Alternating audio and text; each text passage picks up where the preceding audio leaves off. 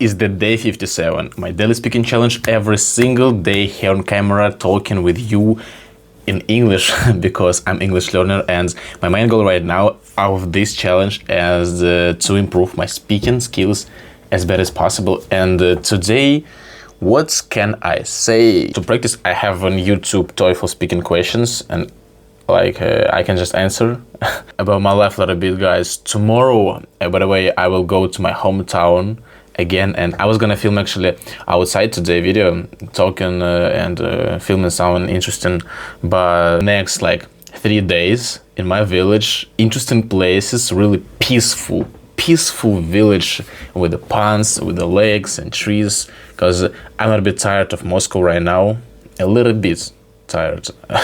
And my right eye a little bit twitching because of Moscow. I think so, because of this patients doing every single day this business. Need to relax a little bit. What have we got today? Do you prefer doing frequent small assessments or having a major final test in a course? If I have this choice, I would prefer to do frequent small assessments, because for me, if you will do a big exam in the final of this course, you have no chance to make mistakes. And even, for example, some students, maybe they will be too nervous in this exam because they have only one chance today to do as bad as possible, and they can fail this exam. And sometimes it can be not fair, because maybe in their brain they have the knowledge, but they just wasn't able to represent it. If you will do a small task during the semester, you will minimize the possibility of failure. Keep your knowledge in a good shape, in good conditions. So it's good for acquiring the materials, I guess. The situation at university was about that management decided to put partitions between student seats at library, and students not satisfied with this, because right now they have everyone has own place at university, own seat. They can't do group projects, for example gathering 10 people together in one big table and doing some project. It's impossible.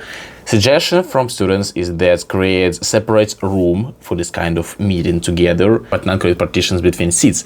And about overcrowded at university also was this kind of state from management. It is not true. Students don't see that university became overcrowded for a lot of students. Now it's not a real situation. Next task. How does the professor's discussion about Nelson Mandela demonstrate the traits of transformational leadership?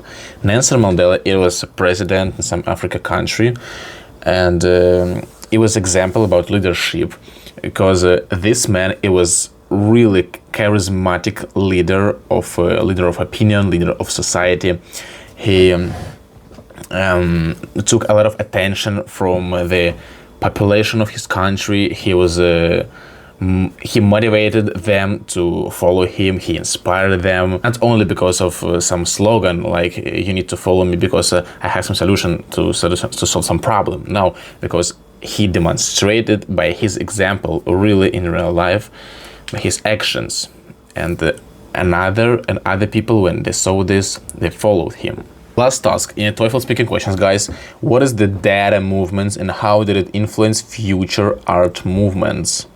Dada movement appeared after World War I, and it was some kind of revolution in the arts world, because people got used to see how can I say, classic, calm, I don't know, not something extraordinary, just common artworks.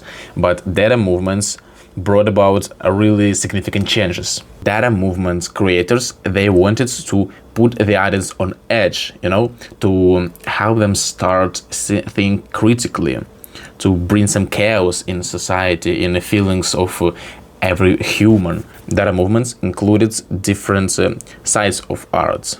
It can be photography, artists, actors, some are, I don't know, maybe writers also, and a lot of different.